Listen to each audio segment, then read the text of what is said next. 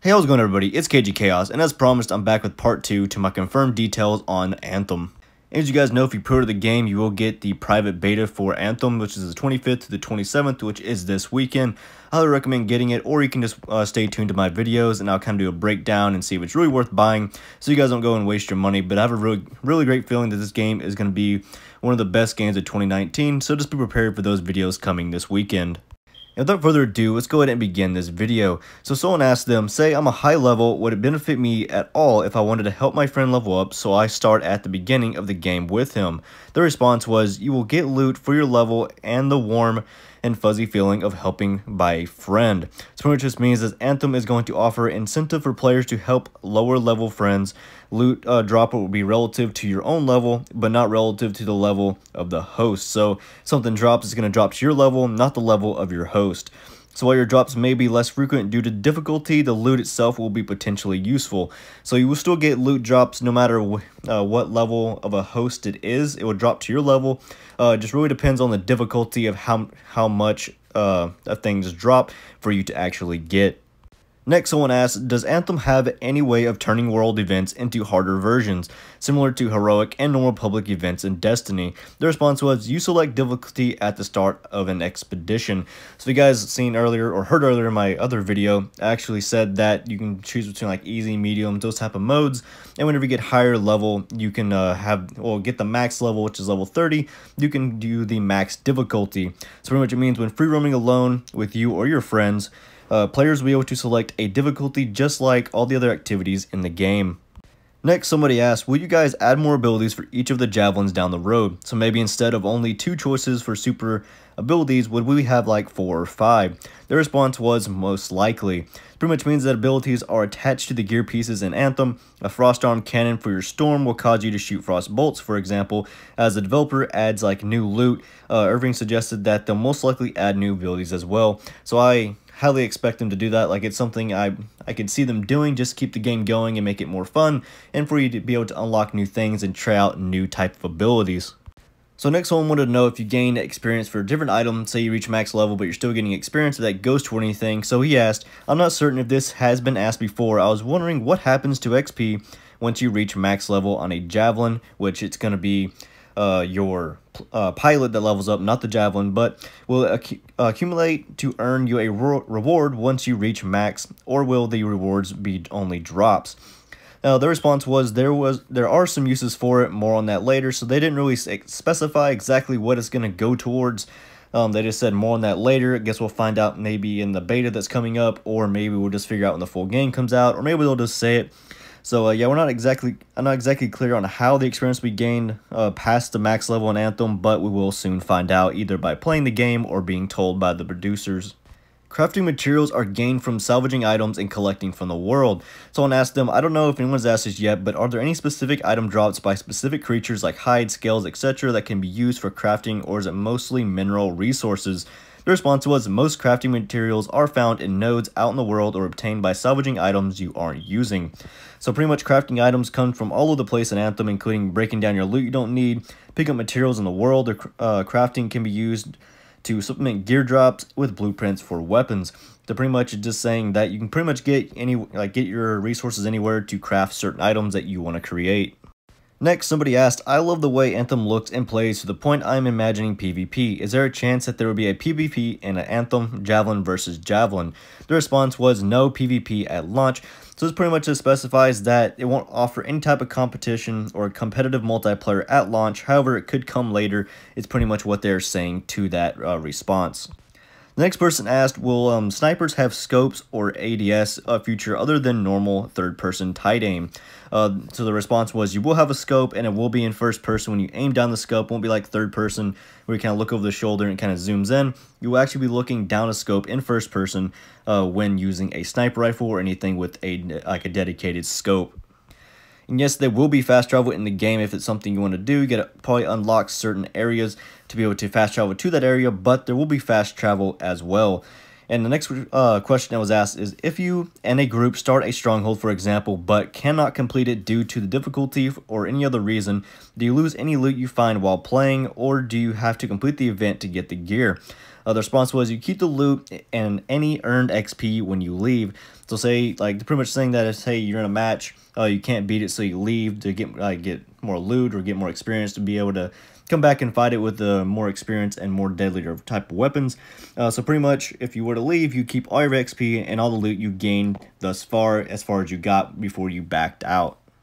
So another important question that I seen was, I understand the loot and it's much like any other system, so easily to follow. However, will we have a loot equipped limit, say masterwork or legendary limit for equipped items, or can we deck out full god level gear? The response was no limit. So unlike Destiny 2, if you guys have played it, you only allowed one exotic weapon piece or armor to be equipped at all time. On this game, you will be able to equip every single spot with the masterwork or the best type of item. You won't be like where you can only have one weapon or like one gear item that's exotic, something like that. You'll be able to deck out your whole entire person or javelin with the exotic or the highest level armor that you can get. And next, as you guys know, if you played any other games where you have more than one person, the more people you have, the harder it is for that mission or event that you're trying to do. This person asks, is there a dynamic scaling system for drop-in, drop-out play, something like Borderlands, where more people in a party equal harder enemies to match the increase of firepower, or only choosing a static difficulty before exploring contracts or strongholds? They pretty much said there is a scaling base on group size, so if you play with, like, say you're by yourself, it's going to be a lot well, it's going to be kind of hard because you're by yourself, but the enemies will be a lot easier to kill. So you get 2 or 3 more people. The enemies will be a lot harder to kill, so it does have that more of a harder advantage to killing the enemies. So if you guys are planning on playing more people, no, it is easier because you're playing with more people, but the enemies will be take a lot more damage and probably do a lot more damage, so just be wary of that. So this person wanted to know if armor is cosmetic or components carry all the stats. So pretty much your armor is just the way you look. The components that come with the armor or components that you get to attach to the armor, that has all these stats and type of abilities and perks and stuff that it's going to be attached to your character and your javelin gear. It's not going to be where, hey, I got this awesome piece of armor that has certain loot. It's not going to be that. You're going to be wanting to get the best components as possible because armor in this game is purely cosmetic and just makes your character look and stand out more. So next, this person asked, can my friends keep me in if I have to, like, say, run upstairs because my child needs a rocked back to sleep, or is it just easy to jump back into the game after I was kicked? I usually play after the kids go to sleep. Online games are tough because no pausing. The person said in response, I empathize. If you go AFK for too long, you are kicked. If the slot is open when you get back, you can rejoin. Otherwise, you will need to catch them on the next mission. So if you guys get kicked or anything like that, you can easily rejoin the person that you were with if there is still a slot open. Next one wanted to know, are blueprints for weapons easy to obtain, or we have to venture for everything? They said there are ways to get them. Blueprints are items, like difficult items. However, players will be able to earn them in current unknown ways, allowing them to craft infinite supplies of weapons as long as they have the crafting materials. Also, blueprints, once you get them, they will scale to your level. So say you get like a assault rifle blueprint that you get at like level 15, and now you're at level 20, and you want to make a new assault rifle. When you make that assault rifle, it will make the assault rifle for your level. It doesn't matter what level you obtain the actual blueprint, just whenever you make a weapon, it'll scale to that level that you currently are. This person asked, I know you said there are not being specific bosses dropping specific loot, but is there something that you are looking to add so people can see you defeated a hard boss to get some gear or weapons so it's more rewarding? The person in response said, it's not on the plan. If it's something that is needed after launch, we can consider it. It doesn't work that way by intentional design, though. So pretty much, bosses don't drop a specific type of loot. The loot pool in Anthem is purely universal, meaning all loot can drop from all locations. This means bosses won't drop anything specific to them when they're killed. However, adding this post-launch isn't completely out of the question. So they're pretty much saying that they could add this over time, but it's not something that they added in the game as of right now. So like anything can drop. Say you kill like just like a enemy that's not really worth anything. It's like one that's just patrolling, kill him. He can drop something that a major boss can drop. So nothing is set in stone exactly where it's going to be dropped, because you can get it from anywhere that you can get drops from. So this person wanted to know if he was to play Anthem a lot and get farther than his friend and then join his friend, if he would be a powerhouse to be reckoned with against the enemy.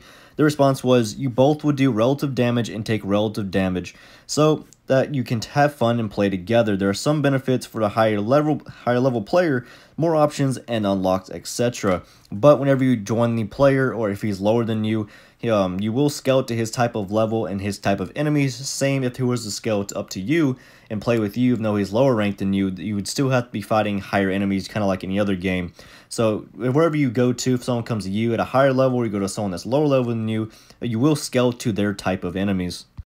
So another person asked, will there be a way to inspect other players' gear or loadout? They said not at launch, but we'd like to do this, so it's something they are thinking of and might add in the future. But as of right now, you will not be able to see your friend's actual loadout. You have to be like, hey, what type of loadout do you have? And they'll have to send you a picture of it on some way, some messaging platform, something like that, if you actually want to know what they have. But you will not be able to inspect another player yet, but it is something that they hope to add later on. Now this person asked, how do ammo types work? If you guys remember in Destiny, each ammo, like special weapon, primary, and secondary, they all had their different type of ammo drop, so you run over it and you get ammo for that weapon. In this case, ammo is per weapon. Ammo drops restore ammo for both weapons. So if you run over an ammo drop, you will get ammo for all of your weapons and not just like a specific type of weapon for a specific type of ammo drop. Each ammo location will give you ammo for all of your weapons that you currently have equipped. So when you're playing the game and someone downs, there is no timer on respawns. This person asked, is there a timer to pick someone up that's down before you can no longer pick them up? They said it's available until the party wipes or you repair them. So say you down and your party's doing like an event or something, they can either repair you or you're going to have to wait until the whole party dies and it totally wipes them and you have to restart for you to respawn. But there is no respawn timer or no down timer for someone to pick you up. It's just whenever they can or if the squad wipes. Next, this person asks, any chances you guys can go into details about the increased difficulties and what that entails? For example, is it just more health for enemies or is it just more to do than that? They said in response, it's mainly health and damage for the difficulty settings. When there is an elite or higher version of a creature, we tweak some of their behaviors like accuracy, dodge, and frequency, which means the difficulty settings can be changed, can change enemy behaviors, but the most noticeable change for normal to hard is the damage dealt by enemies and the health they have. And another example is you guys can play with 4 people on this game. If you guys know on Destiny, you can have up to 6, I believe, on raids. But on this one, you will not be able to be with a team doing anything higher than 4 people. Say there's something you need to do. You can only scale up to 4 people in a squad. You can be no one more than that. So if you guys are just trying to do something and have more people, or think there's events that are hard and you can see if there's any more people that can join, there can only be a total of 4 people in your squad at once at any time. The next thing someone asked was, is there an option for game builds on the go while playing missions or strongholds, or you forcibly have to go back to the Forge and Fort Tarsus for that? So pretty much they said not at launch, but we'll keep an eye on this one. So it's something they do have their eye on, and they might do in the future to where you can just swap your class whenever you're out in the free roaming or doing missions. But as of right now, you still have to go back to Fort Tarsus to be able to change or your appearance or change your builds or anything like that. You will have to go back to the Fort Tarsus to do that. You cannot do it as of right now, but it is something that they see that they might do in the near future. So this person wanted to know if the 2 types of different enemy factions will fight each other. The response was yes, they treat everyone as hostile and apply by their own threat rules. So if you have say you're fighting an enemy over here, then a different enemy faction comes from the left, they will fight them too. It will not be 2 different factions versus you. Everyone will fight each other, and that's pretty much what they are saying. There are quite a few enemy factions that you run into more than once, so you having that other faction kind of come in might help a little bit, takes some of the fire off you, so you can finish off one faction or both at the same time. And the last question that was asked to them says, I think most of the game is best left to discover. Can you keep a few secrets from us? And they put in response, oh, we have many. So pretty much they are saying, like many open world, other world games, Anthem will have many secret hidden outside in the world. However, a team is being fairly tight-lipped on this aspect of the game for obvious reason. Secrets need to be kept secret until they are found by the players, because it kind of just ruins the whole thing if a producer or whatever just tells you, hey, look over here. There's a secret over here. Yeah, it kind of just ruins the whole point of looking for a secret. Anyways, guys, that is it for this video. I really hope you guys enjoyed it. This was the second part to the Anthem. It does come out this weekend for the beta for 25th to the 27th. I'm pretty sure it's a private beta, so you're going to have to pre-order it to be able to play it. But the game does come out next month on the 22nd. Be prepared for that. I cannot wait for this game to come out. It's probably one of my most anticipated games that I've been waiting for a very long time, and I really cannot wait for it to release because I cannot wait to play it. Anyways, guys, thank you so much for watching. If you're new to my channel, please hit the subscribe button. It really helps me a lot. Thank you so much in advance if you do. Also, hit the notification button at the top so you guys are notified as soon as my new videos come live. Thank you so much for watching, and I will see you in my next video.